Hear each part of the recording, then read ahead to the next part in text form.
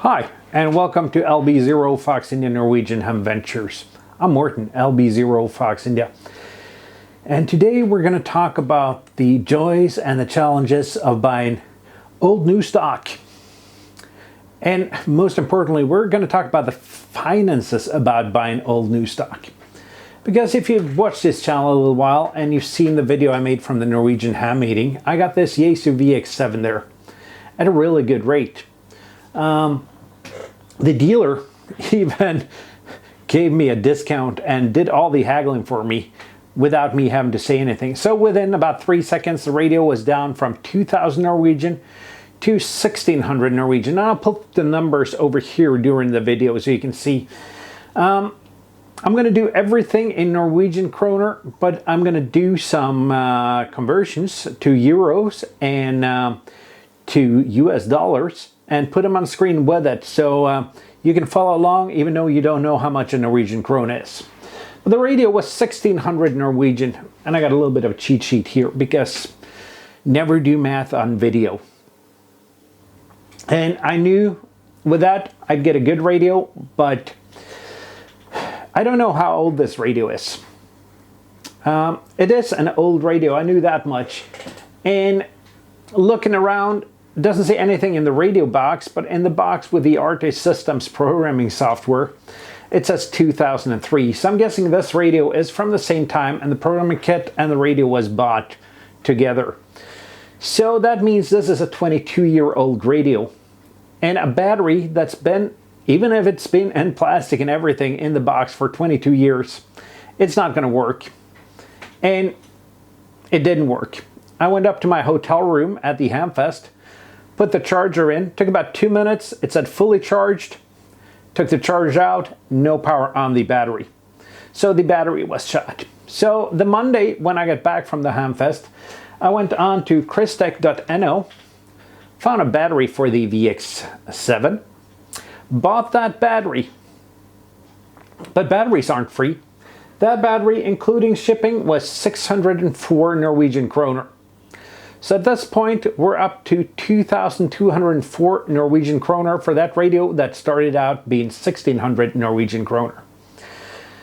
Got the battery a couple of days later, put it in the radio, plugged it in, everything charged.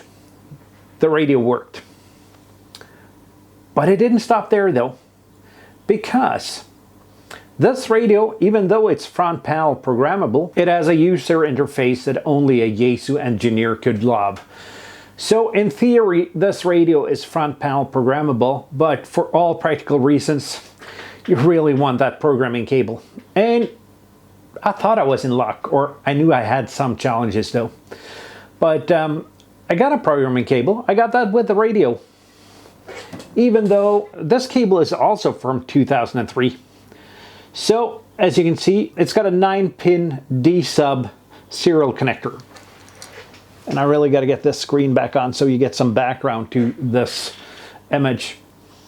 And my computer does not have an old school serial port. And I knew I had a cable somewhere. A USB to 9-pin serial cable somewhere. And somewhere is the magic word. It's probably in a pile of cables in the basement and I couldn't find it. So I went on social media, asked around if anyone local had either a USB programming cable for the VX7 or just a USB to serial adapter. And yes, feel free to comment that USB is serial. You know what I mean nonetheless though. And it took about, I think, 3 minutes until Christopher over at Christech, my favorite Norwegian ham radio store, also where I got the battery, got back to me and said, you know what, if you give me some advertising on your video, and that's what I'm doing now, I can send you a cable for free. So Christopher over at Christech sent me this little cable. Nice little cable, USB to 9-pin D-sub serial. And even though I got that cable sponsored, if I should have bought that cable, that would have been 398 Norwegian kroner, including shipping. But that adds to the amount that I've already spent on this. So, got the cable, and I figured I'd use Chirp because Chirp supports the VX7. Started up Chirp, figured out that Chirp had a really limited interface for the VX7. Got some repeaters programmed in, transferred them to the radio, and the radio pretty much locked up. Out of luck there. Then I tried VX Commander, which is a piece of software that was last updated in 2003, 2004, which is supposed to program the VX7. That didn't work. So I figured, okay, I got Artist Systems. But the issue with my copy of Artist Systems, and I'll show you here, is that it came on this nice mini CD. I don't have any computers with a CD-ROM left. And even though I had, it probably wouldn't run under Windows 11. So I went to Artist Systems, bought the programming software for the VX7, which was 25 US dollars, or let's just call it an even 275 Norwegian kroner. Another piece of expense. The good thing though is that Artist Systems software actually programmed this radio really well. You can pretty much change anything on this radio with Artist Systems. So that worked out nice. I finally, after almost 2 weeks, have a working VX7. But how much did that cost me? Let's recap a little bit, and that's why I have this little cheat sheet here. The radio started out at 1600 Norwegian, which is 136 euros or 147 US dollars, which isn't bad for that radio.